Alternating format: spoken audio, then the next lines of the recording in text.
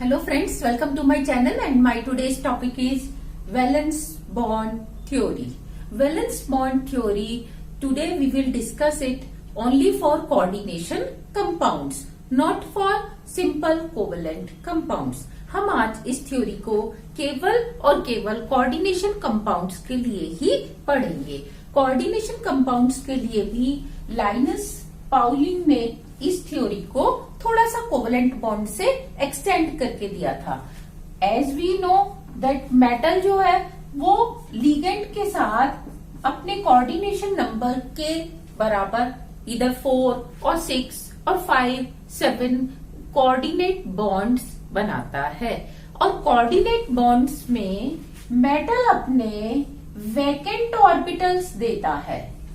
क्योंकि coordinate bond कौन सा बॉन्ड होता है? जब एक ही एटम के दो इलेक्ट्रॉन्स की पेयरिंग शेयरिंग दो एटम्स के साथ की जाए, तो यहाँ लिगेंड अपने ऑर्बिटल जो ओवरलैपिंग में देंगे वो फील्ड देंगे।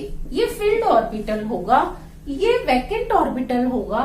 Both these two will do overlapping and they will make coordinate bond. इसी तरीके से यहाँ पे एक लिगेंड इधर इधर इधर। तो सबसे पहला काम, अगर मेटल ने 4 बॉन्ड्स बनाने हैं तो सबसे फर्स्ट एसेंशियल कंडीशन क्या होनी चाहिए? इसके अंदर फर्स्ट स्टेप क्या होना चाहिए कि मेटल के पास 4 वैकेंट ऑर्बिटल्स होने चाहिए और अगर 6 बॉन्ड्स बनाने हैं तो 6 ऑर्बिटल्स होने चाहिए।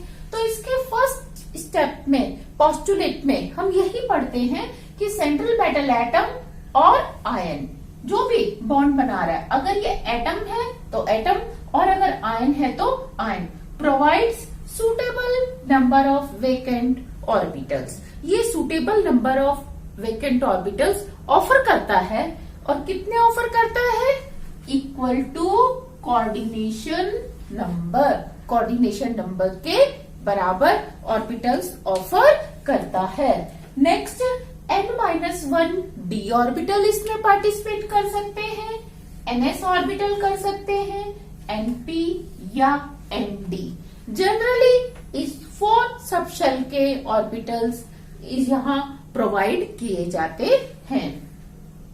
ये जो एटॉमिक ऑर्बिटल्स हैं n-1 d, ns, np, nd, कोई से भी जो इसमें प्रोवाइड किए गए हैं, ये पहले आपस में ही हाइब्रिडाइजेशन करते हैं और हाइब्रिडाइजेशन करके क्या बना देते हैं? Hybrid atomic orbitals. तो ये जो हाइब्रिड एटॉमिक ऑर्बिटल्स बनते हैं ये शेप में, एनर्जी में और ओरिएंटेशन में बिल्कुल इक्वलेंट होते हैं। जैसे यहाँ जो मैंने 6 ऑर्बिटल ड्रॉ किए हैं, ये ऑल 6 कैसे हैं? हाइब्रिड हैं। इनकी शेप, एनर्जी और ओरिएंटेशन एक जैसा होता है। लेकिन जो ये पहले ऑर्बिटल्स होते हैं, क्योंकि वो n-1 d का भी हो सकता है, ns का भी हो सकता है, तो इनकी शेप, एनर्जी, ओरिएंटेशन सब क्या होता है? डिफरेंट होता है। तो सबसे पहले मेटल का या एटम या आयन का काम होता है सुटेबल नंबर में ऑर्बिटल्स देना और उन ऑर्बिटल्स का हम क्या करते हैं? हाइब्रिडाइजेशन करते हैं। हाइब्रिड एटॉमिक ऑर्बिटल्स, जब ये हाइब्रिड एटॉमिक ऑर्बिटल्स बन गए, अब आपको क्या चाहिए? सेकेंड, आपको लिगेंड का फील्ड ऑर्बिटल चाहिए। तो यहाँ पे एटॉमिक ऑर्बिटल ऑफ लिगेंड, ये दोनों, एक तो hybrid atomic orbital of metal, ये कैसे है? वेकेंट, और ये एटॉमिक ऑर्बिटल ऑफ लिगेंड कैसे है? फील्ड। ये आपस में क्या करते हैं? ओवरलैपिंग। देखो, ओवरलैपिंग और हाइब्रिडाइजेशन में कभी कंफ्यूज नहीं करना। ओवरलैपिंग मीन्स 2 डिफरेंट एटम्स के बीच में हैंडशेक, एक लिगेंड और एक मेटल का ऑर्बिटल, इनका हैंडशेक क्या कहलाता है? ओवरलैपिंग। लेकिन हाइब्रिडाइजेशन क्या होता है? मेटल के ही sp d एक ही एटम के ऑर्बिटल्स आपस में मिक्स होके नए ऑर्बिटल बनाते हैं, उसे हम क्या कहते हैं? हाइब्रिडाइजेशन। तो यहाँ पे क्योंकि 2 डिफरेंट स्पीसीज के क्या है ऑर्बिटल्स, एक का हाइब्रिड है, मेटल ने अपना कौन सा दिया है हैंडशेक के लिए? हाइब्रिड, और लिगेंड ने अपना ऑर्बिटल दिया है। ये डिपेंड करेगा लिगेंड कौन सा है। लिगेंड का हाइब्रिड भी आ सकता है, लिगेंड का अनहाइब्रिड प्योर एटॉमिक ऑर्बिटल भी आ सकता है। तो ये दोनों ऑर्बिटल ओवरलैपिंग करके क्या बनाते हैं, मेटल लिगेंड बॉन्ड बनाते हैं। नेक्स्ट, ये जो कोऑर्डिनेशन कंपाउंड्स होते हैं ये बेसिकली 2 टाइप्स के होते हैं, इनर ऑर्बिटल कॉम्प्लेक्सेस और सेकंड होते हैं outer orbital complexes. Inner orbital complexes में जो ऑर्बिटल्स हाइब्रिडाइजेशन में पार्टिसिपेट करते हैं यहाँ पे वो जनरली होते हैं n-1d, मतलब अंदर वाला d ऑर्बिटल 3d, और तो ये ns क्या होगा 4s और np क्या होगा 4p, और अगर ये 4 है तो ये 5s 5p और ये 6 है तो ये 7s 7p होंगे। मतलब s और p से एक अंदर वाले शेल के ऑर्बिटल्स होंगे। और ये कब होते हैं, जब लिगेंड स्ट्रॉन्ग फील्ड लिगेंड होता है, यानी कि मेटल जिससे बॉन्ड बनाने जा रहा है वो लिगेंड का नेचर डिसाइड करता है कि इनर ऑर्बिटल होगा या आउटर ऑर्बिटल कॉम्प्लेक्स होगा। इनर ऑर्बिटल्स काम में आएंगे या आउटर ऑर्बिटल्स। कैसे, जो स्ट्रॉन्ग फील्ड होता है वो मेटल की ज्यादा क्लोज तक अप्रोच करता है, ज्यादा अंदर तक अप्रोच करता है और इनर ऑर्बिटल्स काम में आते हैं। लेकिन जो वीक फील्ड लिगेंड होते हैं वो आउटर ऑर्बिटल कॉम्प्लेक्स बनाते हैं। आउटर ऑर्बिटल कॉम्प्लेक्स में n-1d ऑर्बिटल काम में नहीं आते, बल्कि ns, np और nd, यानी कि अगर ये 4s है तो 4p 4d, 5s है तो 5s 5p 5d, इस तरीके से ऑर्बिटल्स काम में आते हैं। इन्हें हम आउटर ऑर्बिटल कॉम्प्लेक्स कहते हैं और इन्हें हम इनर ऑर्बिटल कॉम्प्लेक्स कहते हैं। एक्चुअली जब वैलेंस बॉन्ड थ्योरी दी गई थी तो ऐसा कोई कंसेप्ट नहीं था कि लिगेंड 2 टाइप के होते हैं, आउटर वीक फील्ड और स्ट्रॉन्ग फील्ड, ना ही इनके बीच में कोई शार्प लाइन है, बल्कि कभी कभी मेटल के नेचर पे भी डिपेंड करता है कि लिगेंड ज्यादा क्लोज आएगा या दूर ही रहेगा। तो इस तरीके से ये जो सारे इसमें चेंजेस हुए, मॉडिफिकेशंस हुए, ये लेटर ऑन जैसे जैसे और एग्जांपल्स की स्टडी होती गई वैसे वैसे उसमें हम थोड़े थोड़े से मॉडिफिकेशंस करते। एटम या आयन के पास जो नॉन बॉन्डिंग इलेक्ट्रॉन्स बचे हुए रहते हैं, सपोज जैसे कोई D1, D2, D3, D4, D5, D6, D7, D8, D9, D10 कोई सा भी आयन है, तो वो अपने n-1d या nd ऑर्बिटल्स को तो हाइब्रिडाइजेशन में पार्टिसिपेट कराएगा, वैकेंट ऑर्बिटल्स को, लेकिन ये जो इसके अपने इलेक्ट्रॉन्स होते हैं इनको हम कहते हैं नॉन बॉन्डिंग इलेक्ट्रॉन्स। तो ये नॉन बॉन्डिंग इलेक्ट्रॉन्स जनरली किसमें रहते हैं, इनर d ऑर्बिटल्स में। जैसे ये 3d ऑर्बिटल है तो non bonding electron prefer to stay in 3d orbital. ये 4s है, ये 4p और ये 4d ऑर्बिटल,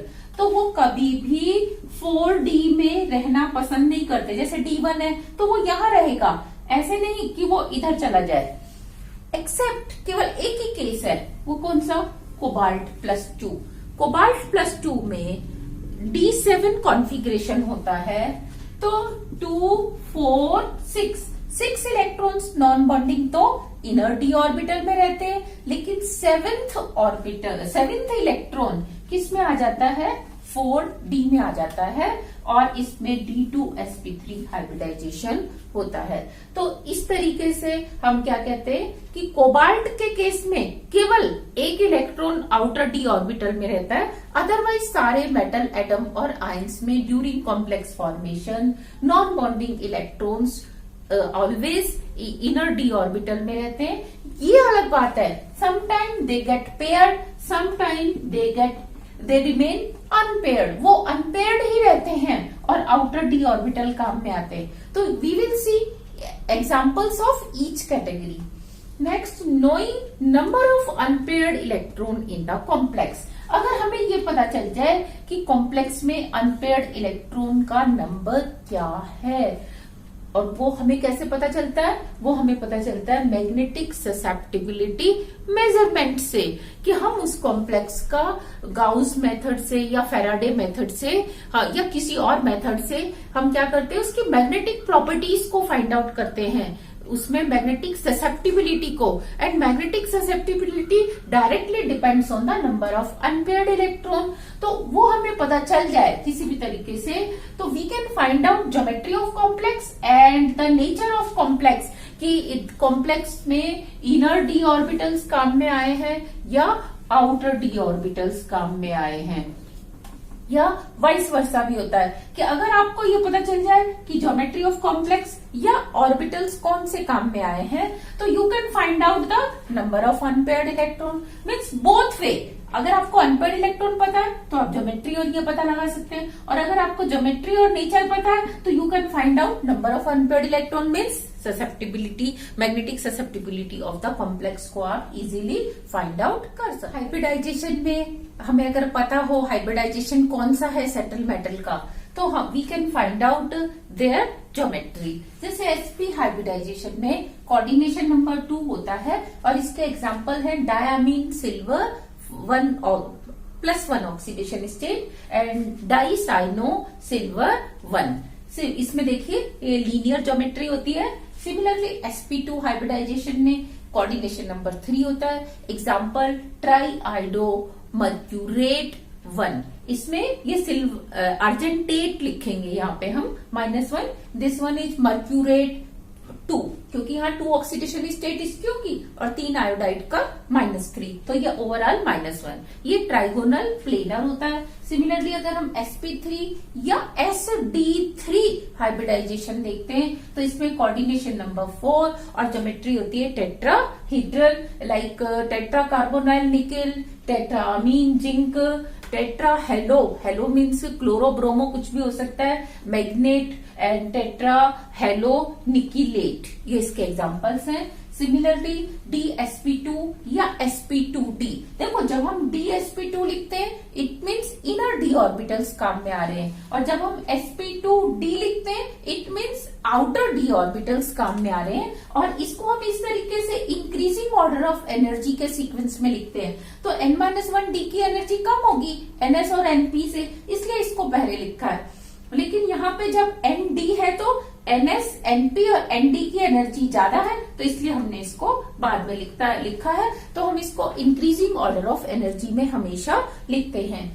नेक्स्ट DsP3 या sp3d, इसमें भी देखो यहाँ d की एनर्जी s और p से कम है, यहाँ d की एनर्जी s और p से ज्यादा है। तो कोऑर्डिनेशन नंबर 5 जैसे पेंटाक्लोरो क्यूप्रेट 2 और पेंटा कार्बोनाइल आयन, इसमें 0 ऑक्सीडेशन स्टेट होती है आयन की, तो ये ट्राइगोनल बाई पिरामिडल स्ट्रक्चर होता है। और DsP3 या sp3d, इसी में देखो 5 कोऑर्डिनेशन नंबर के साथ 2 पॉसिबिलिटीज हैं, या तो ट्राइगोनल बाई पिरामिडल या स्क्वायर पिरामिड। तो स्क्वायर पिरामिड के लिए पेंटाफ्लोरो एंटीमनेट 3rd और दूसरा पेंटाफ्लोरो आयोडीन, ये इसके 2 एग्जांपल्स होते हैं, जिसमें कोऑर्डिनेशन नंबर 5 है और ज्योमेट्री क्या है, स्क्वायर पिरामिड।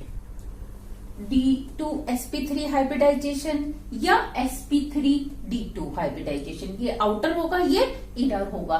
इसमें कोऑर्डिनेशन नंबर 6 होता है और ज्योमेट्री होती है ऑक्टाहीड्रल। इसमें एग्जांपल्स हैं hexafluoroferrate 3rd, next hexa aqua cobalt 3rd, hexa amine chromium 3rd and hexacyanoferrate 3rd। इस तरह से और भी बहुत सारे एग्जाम्पल्स इसके होते हैं। तो अगर हमें हाइब्रिडाइजेशन पता है we can find out geometry of the complex. This were the valence bond theory के पोस्टुलेट्स, ये वैलेंस बॉन्ड थ्योरी के पोस्टुलेट्स हैं। Now we will discuss examples of valence bond theory.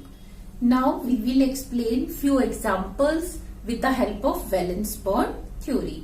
मैंने एग्जाम्पल लिए D1 कॉन्फ़िगरेशन वाले, D2, D3, D4, D5 and D6. Now then we will discuss, after that we will discuss D7, D8, D9 and D10. यहाँ ध्यान दो D1 से लेके D6 तक। Suppose मैंने एग्जाम्पल लिया हेक्सा एक्वोस्कैंडियम 2, इसमें स्कैंडियम 2 में आप क्या देख रहे हो, D1 कॉन्फ़िगरेशन है। अब D1 कॉन्फ़िगरेशन है मीन्स एक अनपेयर्ड इलेक्ट्रॉन है, चाहे उसने कॉम्प्लेक्स बनाया है चाहे उसने कॉम्प्लेक्स नहीं बनाया, नंबर ऑफ अनपेयर्ड इलेक्ट्रॉन एक है।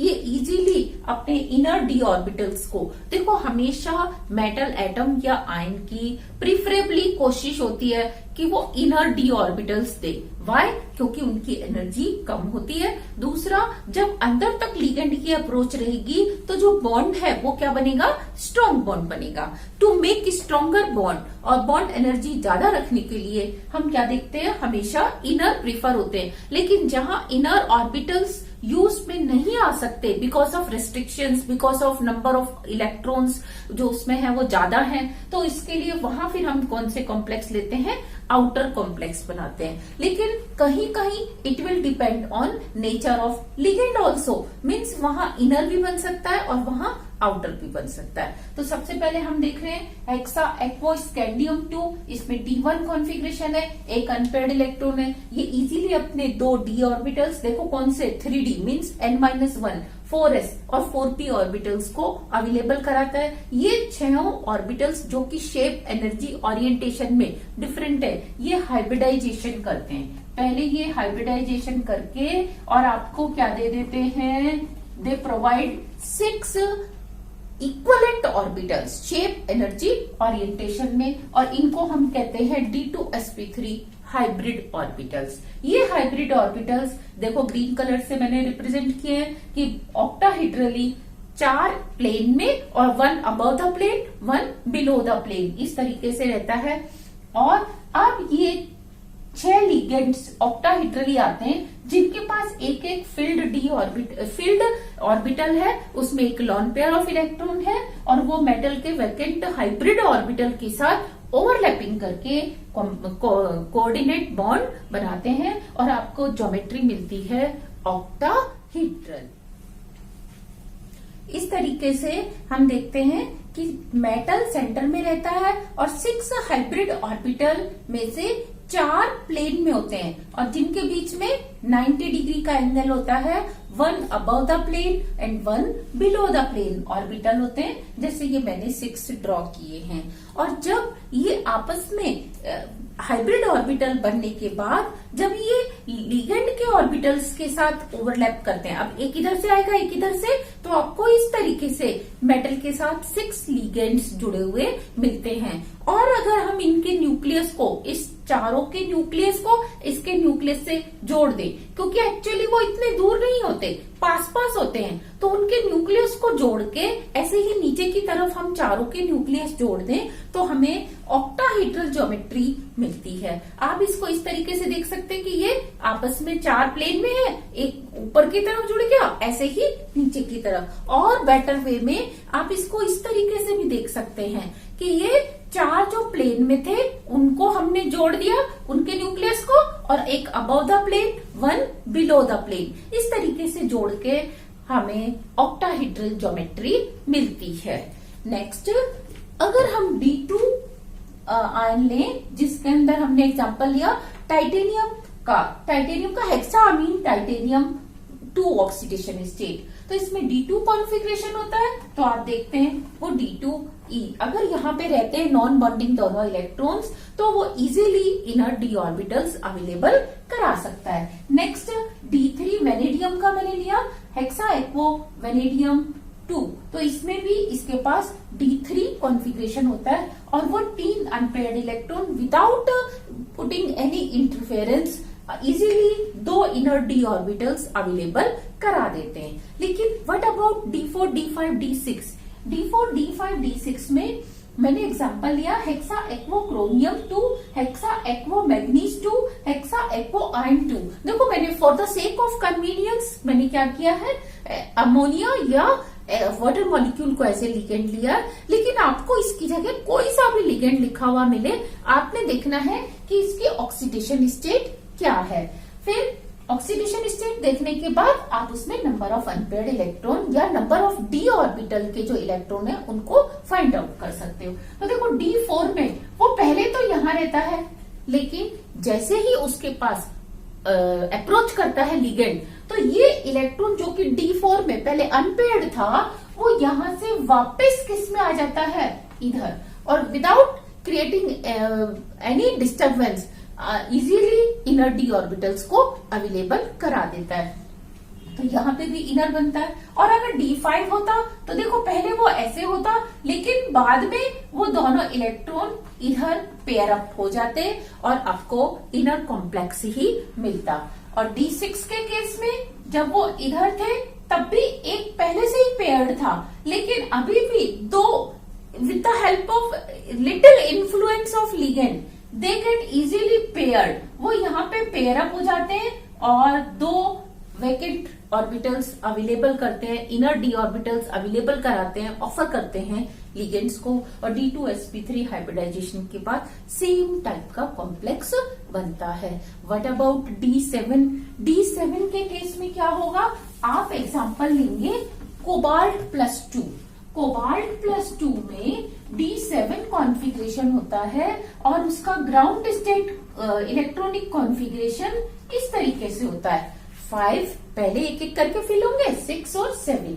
अब with the little influence of ligand, जैसे ही लिगेंड उसके पास आएंगे तो एक इलेक्ट्रॉन अगर यहाँ पे पेयर अप हो गया, इसके बावजूद भी ये इलेक्ट्रॉन अभी भी इसी में रहता है।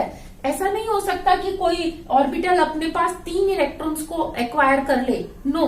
तो अब ये इलेक्ट्रॉन आउटर डी ऑर्बिटल में चला जाता है, यहां से जंप करके ये इधर आ जाता है और ये अब वैकेंट हो जाता है। और जैसे ही ये वैकेंट होता है तो ये D2sp3 हाइब्रिडाइजेशन से इजीली आपको इनर कॉम्प्लेक्स प्रोवाइड कराता है।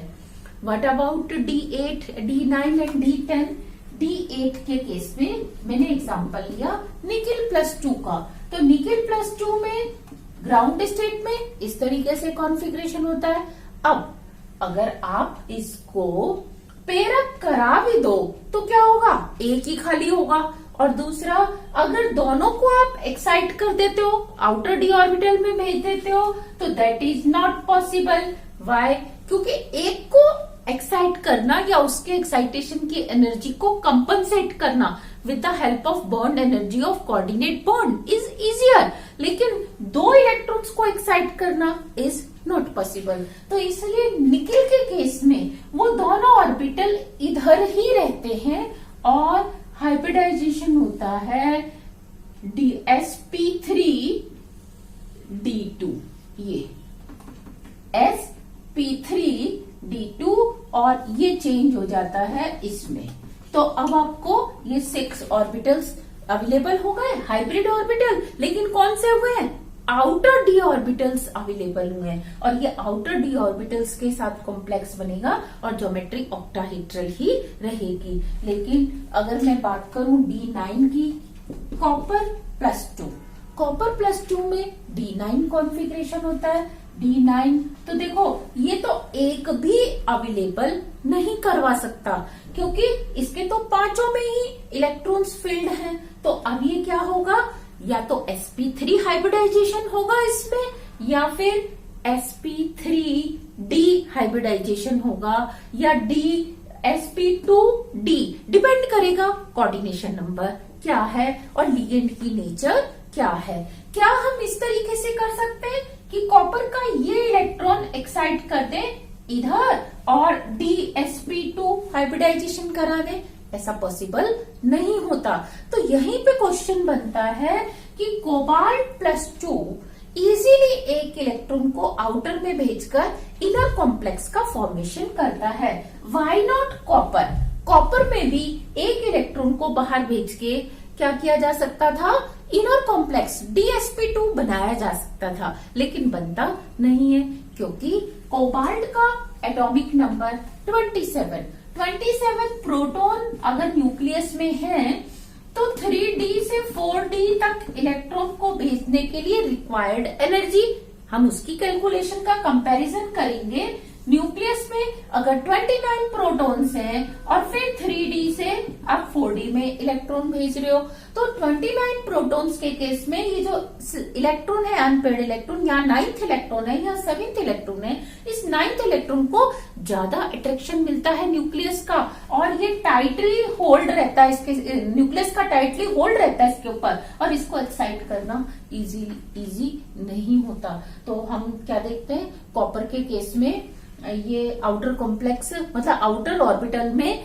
इलेक्ट्रॉन नहीं जाता, बल्कि आउटर कॉम्प्लेक्स बनता है, मीन्स इलेक्ट्रॉन अंदर ही रहता है और वो बाहर जाता है, ऑर्बिटल बाहर के काम में आते हैं। इसमें क्योंकि इलेक्ट्रॉन, कोबाल्ट के केस में इलेक्ट्रॉन यहां आ जाता है, अब ये न्यूक्लियस से काफी लाइटली हेल्ड है, मतलब इसके ऊपर न्यूक्लियस का होल्ड क्या है, कम है, तो ये इजीली बाहर जा सकता है, और कोबाल्ट +2 कॉम्प्लेक्स अपना इलेक्ट्रॉन किसी को देकर किस में कन्वर्ट हो जाते हैं, कोबाल्ट +3 में। तो इसीलिए कहते हैं कि cobalt +2 complexes are good reducing agent.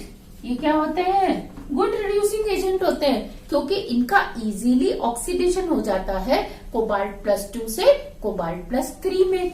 लेकिन कॉपर के केस में इलेक्ट्रॉन बाहर नहीं जाता और वो अंदर ही रहता है, और आपको जो है वो गुड रिड्यूसिंग एजेंट की तरह एक्ट नहीं करता। Copper +2 complexes can not be oxidised in copper +3 complexes, whereas cobalt +2 complexes easily get oxidized in cobalt +3 complexes. Now we will discuss examples of some inner and outer complexes. This one is hexacyanomagnate 2. हेक्सासाइनोमैग्नेट 2 में manganese +2 oxidation state में है, और इसका configuration है 3D5। Similarly hexacyanoferrate 3, इसमें ferret 3 में +3 oxidation state में है और कॉन्फ़िगरेशन 3D5 है। तो दोनों के पास ही 5 अनपेयर्ड इलेक्ट्रॉन हैं। तो हम देखते हैं साइनो के साथ, क्योंकि साइनो क्या है, एक स्ट्रॉन्ग फील्ड लिगेंड है, ये मेटल के पास बहुत डीप तक क्या करता है, पेनिट्रेट करके इंटरेक्ट करता है, काफी डीप तक करता है, जिससे इसमें इनर इलेक्ट्रॉन्स, ये जो इलेक्ट्रॉन्स हैं D5, अगर ये ऐसे ना होते तो D5 कॉन्फ़िगरेशन हम कैसे लिखते हैं, सिंपली इस तरीके से लिखते हैं। तो ये क्योंकि डीप तक आता है, तो ये इन इलेक्ट्रॉन्स को अंदर पेयर अप करा देता है और इन दो ऑर्बिटल्स को वेकेट करा देता है अपने लिए। फिर ये दोनों डी ऑर्बिटल्स s और p ऑर्बिटल्स के साथ मिक्स होके D2sp3 हाइब्रिड ऑर्बिटल इस तरीके से ऑक्टाहेड्रली देते हैं और 6 लिगेंड्स मिलते हैं। और ये जो 6 D2sp3 हाइब्रिड ऑर्बिटल्स हैं, they are equivalent in shape, energy and orientation. लेकिन क्या हो अगर हम साइनो की जगह हम वाटर से या फ्लोरो के साथ इनके कॉम्प्लेक्स बनाएं?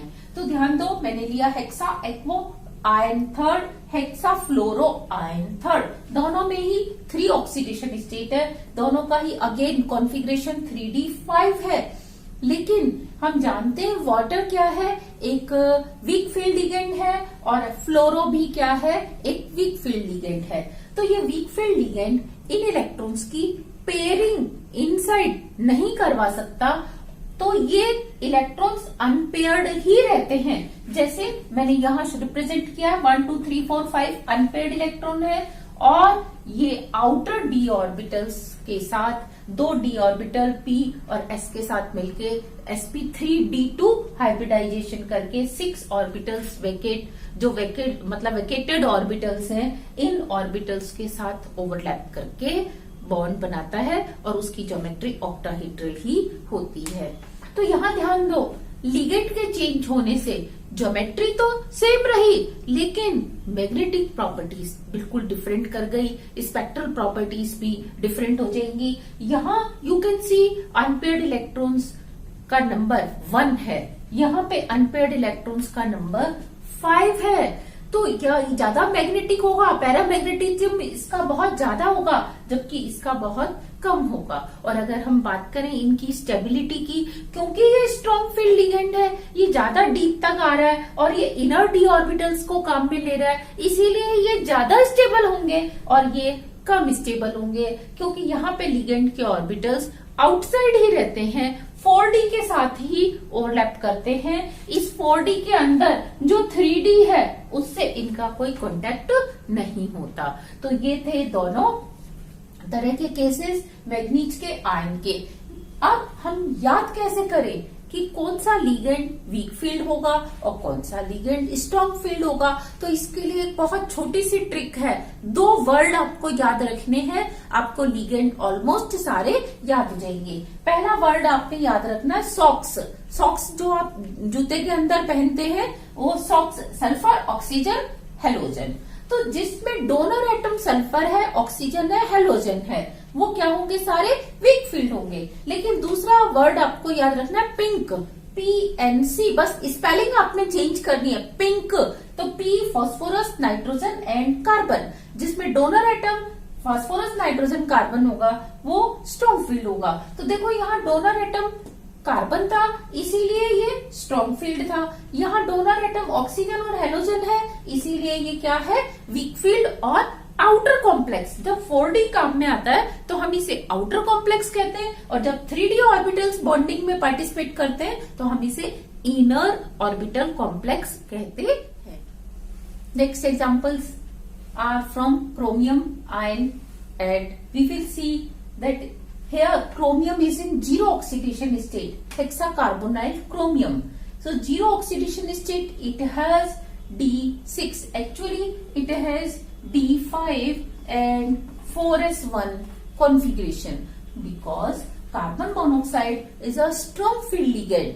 Here the donor atom is carbon, so carbon means strong field ligand. तो ये इस s इलेक्ट्रॉन को भी इनसाइड पेयर अप करा देता है और ये s और 2 d ऑर्बिटल इनर वाले ये वेकेट हो जाते हैं और D2sp3 हाइब्रिडाइजेशन के बाद यू गेट इनर कॉम्प्लेक्स। अब now you can see number of unpaired electron, how many number of unpaired electrons are there, only 0, 0 means all are paired. तो ये कैसा कॉम्प्लेक्स होगा, ये डायमैग्नेटिक कॉम्प्लेक्स होगा। नेक्स्ट हेक्सासाइनोफेरेट 2, अब ferrate 2 means +2 oxidation state, +2 oxidation state में it has 3d6 configuration. तो 3d6 configuration because cyano is a strong field ligand, तो ये इसको पेयर अप करा देगा।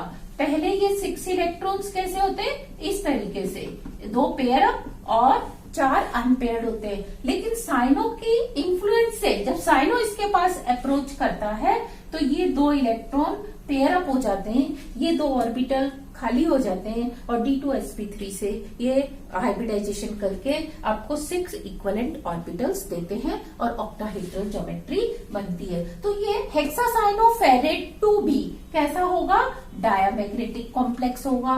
लेकिन व्हाट अबाउट हेक्सा एक्वो आयन 2 और आयन 3, अब ये होगा आयन 2, सॉरी।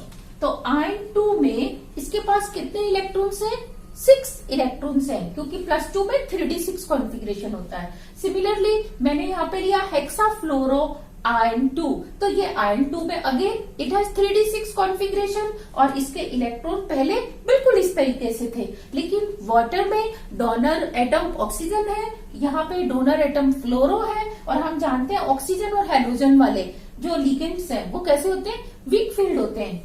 तो ये इलेक्ट्रॉन 6 तो यहीं पे रहता है, ये 4 अनपेयर्ड इलेक्ट्रॉन पे बिल्कुल यहीं रहते हैं और ये आउटर d ऑर्बिटल्स को काम में लाकर sp3d2 हाइब्रिडाइजेशन करके इस तरीके से आउटर कॉम्प्लेक्स बनाता है। और ये दोनों कॉम्प्लेक्स कैसे होते हैं, पैरामैग्नेटिक, ये भी पैरामैग्नेटिक और ये भी पैरामैग्नेटिक होते हैं। तो आपने देखा लिगेंड चेंज होते ही इसमें भी 3d6 है, इसमें 3d6, इसमें 3d6, 3d6, लेकिन लिगेंड के चेंज होते ही मैग्नेटिक मोमेंट भी चेंज हो जाता है।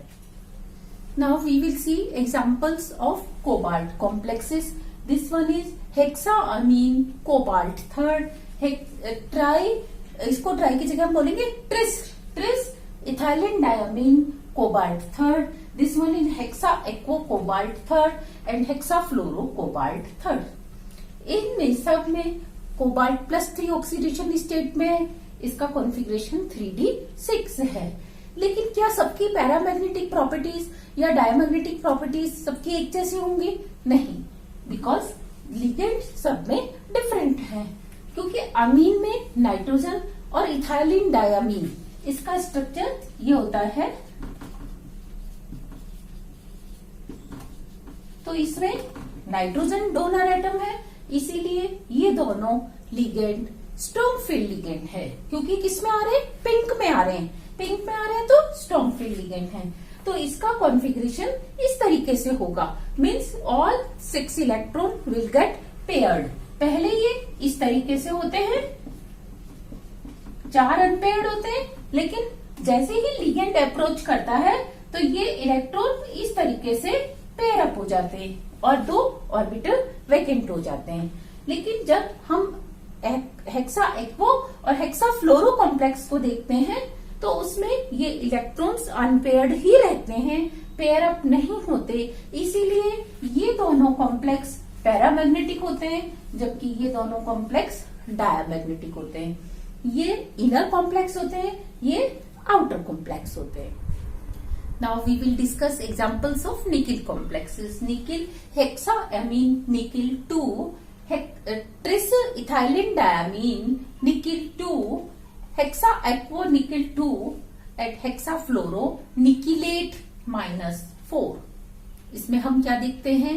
सब में ही निकिल +2 ऑक्सीडेशन स्टेट में है और सबका ही कॉन्फ़िगरेशन D8 D8 D8 है, means 8 electrons in d orbital. तो 2 + 2 + 2 एट 4 6 7 8 इलेक्ट्रॉन्स होते हैं। तो चाहे इसमें अब स्ट्रॉन्ग फील्ड लिगेंड आए चाहे वीक फील्ड लिगेंड आए, क्योंकि ये दोनों स्ट्रॉन्ग फील्ड लिगेंड है, तो क्या ये दोनों स्ट्रॉन्ग फील्ड लिगेंड मिलके इसको इधर की तरफ पेयर अप करा भी दें तो क्या ऐसे यहाँ पे 2 d ऑर्बिटल्स वेकेट कराना पॉसिबल है? नहीं। अच्छा, 2 इलेक्ट्रॉन्स को एक्साइट करना भी पॉसिबल नहीं है, तो इसीलिए इसमें इनर कॉम्प्लेक्सेस नहीं बनते और आपको कॉम्प्लेक्स मिलता है ओनली कौन सा? Outer complex. इसमें D8 इलेक्ट्रॉन्स इस तरीके से ऑक्यूपाइड रहते हैं और आपको sp3d2 हाइब्रिडाइजेशन के बाद आउटर कॉम्प्लेक्स मिलते हैं। अनपेयर्ड इलेक्ट्रॉन्स 2 रहते हैं और ये चारों ही कॉम्प्लेक्स कैसे होते हैं? पैरामैग्नेटिक होते हैं। तो आपने देखा लिगेंड का रोल यहाँ खत्म हो गया। क्यों खत्म हो गया? क्योंकि यहाँ पे अगर आपने कोऑर्डिनेशन नंबर 6 बनाना है तो आपको 2 वैकेंट ऑर्बिटल चाहिए d के, और वो पॉसिबल है ही नहीं। तो कोई सा भी लिगेंड आए 6 कोऑर्डिनेशन स्टेट में ये हमेशा आउटर कॉम्प्लेक्स ही बनेंगे, कभी भी इनर कॉम्प्लेक्स नहीं बनेंगे। लेकिन अगर हम कोऑर्डिनेशन नंबर चेंज कर दें, 4 कर दें, देन पॉसिबल है। क्यों? क्योंकि जब आप 4 कोऑर्डिनेशन नंबर करोगे तो ये इलेक्ट्रॉन इनसाइड आ जाएगा, यहाँ पे एक d ऑर्बिटल वैकेट हो जाएगा और आप dsp2 हाइब्रिडाइजेशन इजीली करा सकते हैं। These are the examples of copper and zinc metal ions. Copper in +2 oxidation state and zinc in +2 oxidation state. In +2 oxidation state, it has 3d9 configuration and zinc has 3d10 configuration. अब ध्यान दो, मैं अगर zinc की जगह यहाँ पर copper इन +1 oxidation state लिख दूं तो वो भी क्या होगा? 3d10 होगा। सिमिलरली यहाँ पे आई कैन राइट कॉपर +1, उसका कॉन्फ़िगरेशन 3d10 होगा। ओनली डिफरेंस क्या होगा?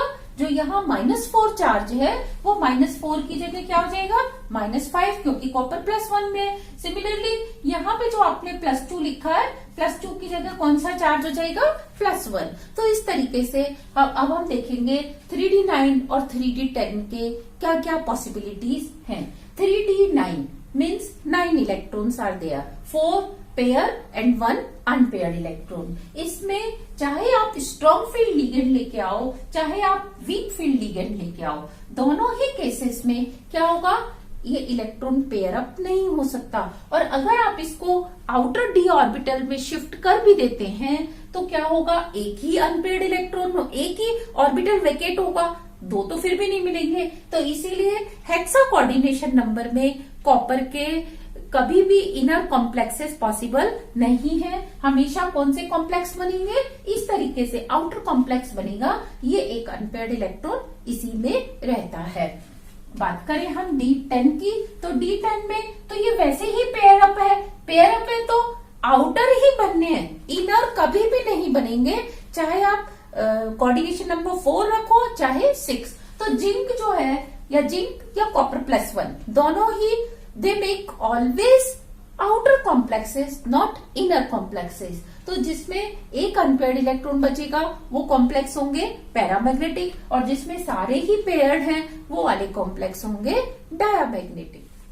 These are the examples of coordination number 4। Coordination number 4 के कॉम्प्लेक्सेस जनरली D8, D9 और D10 कॉन्फ़िगरेशन वाले आयंस के ही हम पढ़ते हैं। फर्स्ट टेट्रा कार्बोनाइल निकिल, इसमें निकिल 0 ऑक्सीडेशन स्टेट में है और इसका कॉन्फ़िगरेशन होता है 3D8 4s2। 2 carbon monoxide is a strong field ligand, ये 3D8 4s2 इन दोनों को क्या कर सकता है, पेयर अप करा सकता है, इसीलिए क्या करेगा ये इसको पेयर अप करा देगा और कौन से ऑर्बिटल काम में लाएगा, sp3, और आपको 4 sp3 हाइब्रिड ऑर्बिटल्स मिलेंगे जिससे आपको ज्योमेट्री मिलेगी टेट्राहीड्रल। और ये कैसा कॉम्प्लेक्स होगा, डायामैग्नेटिक होगा, because it has number of unpaired electrons 0। अगर ये इनको काम में ना लाकर इसको यहाँ पेयर अप कर देता, नहीं करता, तो क्या होता कि इसके पास 2 अनपेयर्ड इलेक्ट्रॉन रहते और ये पैरामैग्नेटिक होता। नेक्स्ट टेट्रा क्लोरोनिकिलेट 2, अब यहाँ निकिल +2 ऑक्सीडेशन स्टेट में है, इसका configuration 3D8 4s0 means s में इलेक्ट्रॉन है ही नहीं, तो देखो s मैंने वैकेंट ऑर्बिटल बना दिया।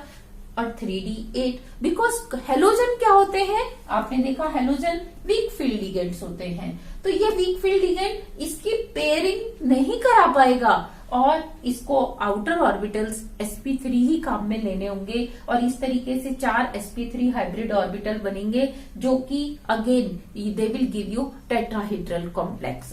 इसके ऊपर पूरे के ऊपर -2 चार्ज होगा।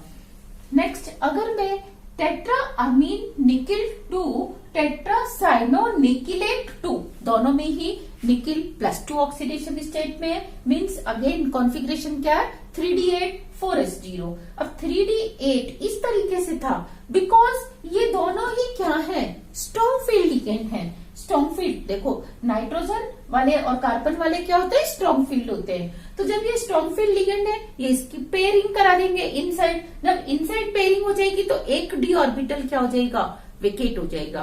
और अब dsp2 कौन सा हाइब्रिडाइजेशन, dsp2 हाइब्रिडाइजेशन होगा and you will get 4 equivalent hybrid orbitals. इनसे जब 4 साइनो या 4 अमीन के मॉलिक्यूल्स या लिगेंड रिएक्ट करेंगे, बॉन्ड बनाएंगे, तो you will get square planar complex. तो आपने देखा एक निकिल कार्बन मोनोऑक्साइड स्ट्रॉन्ग है लेकिन क्योंकि वहां ऑक्सीडेशन स्टेट 0 है तो वहां टेट्राहाइड्रल कॉम्प्लेक्स बना रहा है, और क्लोरो वीक फील्ड लिगेंड है तो यहाँ इसीलिए टेट्राहाइड्रल कॉम्प्लेक्स बन रहा है, और ये दोनों स्ट्रॉन्ग फील्ड है और +2 ऑक्सीडेशन स्टेट है, 4s0 है, अंदर पेयरिंग पॉसिबल है, इसीलिए यहाँ पे स्क्वायर प्लेनर कॉम्प्लेक्स बन रहे हैं। These are few examples of platinum, copper and zinc complexes in coordination number 4. Tetracarbonyl platinum 0 oxidation state. It has configuration 5D8 6s2. और 5D8 6s2 means like this 5D8 6s2.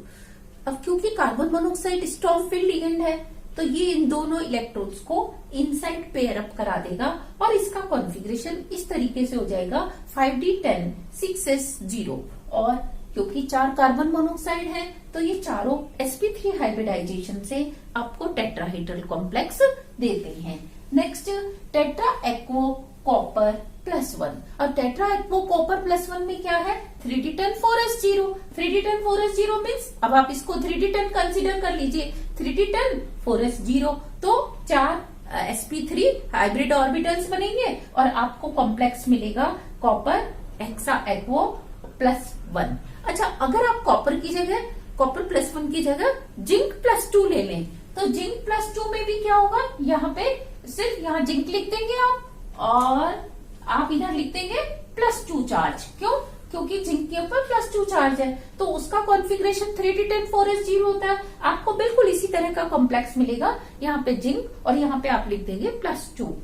Next आपने लिया टेट्राअमीन zinc +2। अब टेट्राअमीन आप देख रहे हैं, अमीन क्या है? स्ट्रॉन्ग फील्ड लिगेंड है। देखो नाइट्रोजन डोनर वाला क्या होता है? स्ट्रॉन्ग फील्ड लिगेंड होता है। तो ये स्ट्रॉन्ग फील्ड लिगेंड क्या करेगा? क्योंकि इसके पास तो है ही नहीं यहाँ पे, इसको कैसे करे? यहाँ पे लिगेंड का इफेक्ट क्या हो गया? खत्म हो गया, क्योंकि डी आपका पहले से ही फुल फील्ड है। तो जब फुल फील्ड और डी ऑर्बिटल होता है, उस केस में लिगेंड का कोई इफेक्ट नहीं होता। नेक्स्ट आपको यहाँ sp3 के बाद टेट्राहेड्रल कॉम्प्लेक्स ही मिलेगा, चाहे आप यहाँ वाटर ले, चाहे आप यहाँ पे अमोनिया ले। नेक्स्ट आपके लिए टेट्रासाइनो प्लेटिनम प्लेटिनेट 2। अब टेट्रासाइनो प्लेटिनेट 2 में प्लेटिनम +2 ऑक्सीडेशन स्टेट में 5d8 6s0। 5d8 मीन्स पहले वो इलेक्ट्रॉन इधर की जगह इधर था, और जैसे ही साइनो ने उसके पास अप्रोच किया, इलेक्ट्रॉन पीछे पेयर अप हो गया, ये डी ऑर्बिटल वैकेट हो गया, और dsp2 हाइब्रिडाइजेशन से आपको टेट्रासाइनो प्लेटिनेट 2 आयन मिलता है। This is a complex in which coordination number is 5। Pentacarbonyl iron 0 oxidation state. In 0 oxidation state electronic configuration of iron is 3d6 4s2, और 3d6 4s2 में there are 4 unpaired electrons, but carbon monoxide is a strong field ligand. तो ये क्या करेगा? जैसे ही metal के पास approach करता है, इन दोनों इलेक्ट्रॉन्स को पीछे पेयर अप करा देता है।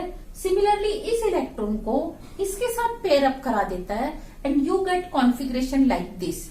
और इसमें आप देख रहे हैं एक वैकेंट ऑर्बिटल है डी का, तो ये dsp3 हाइब्रिडाइजेशन होता है, और dsp3 हाइब्रिडाइजेशन से 5 इक्वलेंट ऑर्बिटल्स, हाइब्रिड ऑर्बिटल्स मिलते हैं।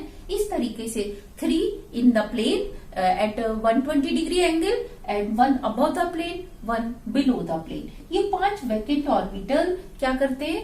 5 कार्बन मोनोऑक्साइड मॉलिक्यूल के लोन पेयर के साथ ओवरलैप करके, लोन पेयर वाले ऑर्बिटल के साथ ओवरलैप करके आपको pentagonal, trigonal, bi pyramidal structure देते हैं। इसकी ज्योमेट्री इस तरीके से 3 एक प्लेन में होते हैं 120 डिग्री के ऊपर, और 1 above the plane, 1 below the plane. तो इसलिए इसकी जो ज्योमेट्री होती है उसको हम कहते हैं ट्राइगोनल बाई पिरामिडल। नेक्स्ट इसके पास अब बताओ अनपेयर्ड इलेक्ट्रॉन 0 हैं, तो ये कैसा होता है? डायामैग्नेटिक होता है। तो आपसे कोई पूछे इसका मैग्नेटिक मोमेंट कितना होगा, तो you can easily write its magnetic moment will be equal to 0। और वैसे भी हम क्या देखते हैं, जहां पे स्ट्रॉन्ग फील्ड लिगेंड आता है जो इनकी पेयरिंग करा देता है, उनका पैरामैग्नेटिक मोमेंट या तो कम होता है या वो डायमैग्नेटिक होते हैं। इसके अगेंस्ट जो वीक फील्ड लिगेंड होते हैं, क्योंकि वो आउटर डी ऑर्बिटल्स को काम में लाते हैं, तो इनर डी ऑर्बिटल्स के जो नॉन बॉन्डिंग इलेक्ट्रॉन हैं वो पेयर अप नहीं करते, तो उनका पैरामैग्नेटिक मोमेंट या तो ज्यादा होता है या फिर जितना कहना चाहिए मैक्सिमम होता है। अगर उनके पास अनपेयर्ड इलेक्ट्रॉन जितने हैं वो उतने के बराबर ही होता है। तो this was all about examples of valence bond theory. This is the example of silver complex in which coordination number is 2. Dicyanoargentate 1. इसमें सिल्वर की 1 ऑक्सीडेशन स्टेट है, और ये आप इसका कॉन्फ़िगरेशन देखते हो 4d10 और 5s0, क्योंकि +1 ऑक्सीडेशन स्टेट में 5s इलेक्ट्रॉन बाहर चला जाता है। तो अब क्योंकि इसके डी कंप्लीट है, इसको हम एक्साइट कर ही नहीं सकते बाहर की तरफ, तो इसीलिए इसमें क्योंकि 2 लिगेंड है, कोऑर्डिनेशन नंबर 2 है, sp हाइब्रिडाइजेशन होता है, 2 इक्वलेंट ऑर्बिटल्स मिलते हैं इस तरीके से, और दोनों वैकेंट होते हैं, दोनों ही 2 साइनों के लोन पेयर के साथ ओवरलैप करके आपको कॉम्प्लेक्स देते हैं डाइसाइनो अर्जेंटेट 1। तो ये था सिल्वर का complex. Limitations of valence bond theory. Limitations में first we see it gives only qualitative explanation. इन्होंने ये नहीं बताया कि कोई कॉम्प्लेक्स कम स्टेबल, कोई ज्यादा स्टेबल, या कितना स्टेबल होगा, क्वांटिटेटिवली कोई कैलकुलेशन का मेथड नहीं दिया। Spectral properties can not B explain. कोई कॉम्प्लेक्स एक लिगेंड के साथ अलग स्पेक्ट्रल प्रॉपर्टीज देता है, उसका अलग कलर होता है, दूसरे लिगेंड के साथ उसका डिफरेंट कलर होता है, तो उन्होंने स्पेक्ट्रल प्रॉपर्टीज के ऊपर फोकस नहीं किया। नेक्स्ट इफेक्टिव मैग्नेटिक मोमेंट है। इन्होंने ये तो बताया कि हाई मैग्नेटिक मोमेंट होगा या लो मैग्नेटिक मोमेंट होगा, लेकिन इफेक्टिव कितना होगा, उस पर कितने अनपेयर्ड इलेक्ट्रॉन होंगे, इसकी इन्होंने कोई इंफॉर्मेशन नहीं दी। रिलेटिव स्टेबिलिटीज ऑफ कॉम्प्लेक्सेस कि ठीक है दोनों इनर है, लेकिन इनर में भी कोई कम और कोई ज्यादा स्टेबल है, why. Next no splitting of D orbitals, इन्होंने डी ऑर्बिटल्स की स्प्लिटिंग को कंसीडर नहीं किया था। नेक्स्ट लेबाइल, कुछ कॉम्प्लेक्सेस लेबाइल कॉम्प्लेक्सेस होते हैं in which you can substitute their ligand, मतलब लिगेंड्स का सब्स्टिट्यूशन इजी होता है। Otherwise there are some complexes which are inert, means उनमें आप कितनी ही सब्स्टिट्यूशन रिएक्शन कराने की कोशिश करो वो नहीं होती। तो why this type of two different type of behaviour are there, इसके ऊपर इन्होंने कोई एक्सप्लेनेशन नहीं दिया। So this was the limitation of valence bond theory. How do we remove rust from the clothes or from floors and from other articles? जैसे cycle के rim के ऊपर अगर रस्ट लग गया या गैस के सिलेंडर के निशान लग गए हैं तो हम उसको कैसे हटाते हैं। कपड़ों के ऊपर जनरली हम देखते हैं कि अगर उसको जरा सा भी हम आयन की किसी नेल के ऊपर टांग दें या आयन की तार के ऊपर उसको सुखा दें तो खासतौर से मानसून सीजन में उसके ऊपर रस्ट बहुत जल्दी लग जाता है। तो वो क्या होता है, हम उसको कैसे रिमूव करते हैं। आयन में Fe2O3.XH2O ये रस्ट का फॉर्मूला होता है। जनरली आयन मॉइस्चर के साथ रिएक्शन करके अपना ऑक्साइड बना लेता है, जो कपड़ों से या फ्लोर से या साइकिल के रिम किसी भी चीज के ऊपर वो फ्लेक्स की फॉर्म में चिपक जाता है। लेकिन उसको रिमूव करने के लिए हम क्या करते हैं, एक बीकर में या किसी भी ग्लास में आधा हम गर्म पानी लेते हैं इतना, और उतना ही हम ठंडा पानी लेते हैं, तो उससे इसका temperature almost 40 to 60 degree centigrade के बीच में आ जाता है। और इसमें हम हाफ स्पून ऑक्सैलिक एसिड को डिसॉल्व कर देते हैं। ऑक्सैलिक एसिड का फॉर्मूला क्या होता है, H2C2O4, और इसका स्ट्रक्चर क्या होता है, COOH COOH। जब हम इसको पानी में डिसॉल्व करते हैं तो इसके दोनों H+ अलग हो जाते हैं, 2H+, और ये बन जाता है ऑक्सलेट आयन। ये ऑक्सलेट आयन बाइडेंटेट लिगेंड है, दोनों ऑक्सीजन आयन के साथ रिएक्शन करके कॉम्प्लेक्स बना सकते हैं, किनेट रिंग बना सकते हैं। तो ये दोनों आयन +3 के साथ इस तरीके से, ये एक ऑक्सलेट आयन, ये दूसरा ऑक्सलेट आयन और तीसरा ऑक्सलेट आयन, तो ये फॉर्मूला आपको दे देता है Fe(3) means tri oxalato iron third. ये आयन बन जाता है जो कि वाटर सॉल्युबल होता है। तो वाटर सॉल्युबल होने के कारण जैसे ही आप कपड़े के ऊपर ऑक्सैलिक एसिड के सॉल्यूशन को रब करते हो तो ये उसमें से ट्राई ऑक्सीलेटो आयन बना के उसको डिसॉल्व करके बाहर ले लेता है और कपड़े के ऊपर से रस्ट के निशान हट जाते हैं। सिमिलरली फ्लोर के ऊपर से या साइकिल के रिम के ऊपर से हम जंग के निशान को हटा सकते हैं। So this is the very good technique to remove corrosion या rust stains from articles, and this is the very good application also of coordination compounds. Thank you.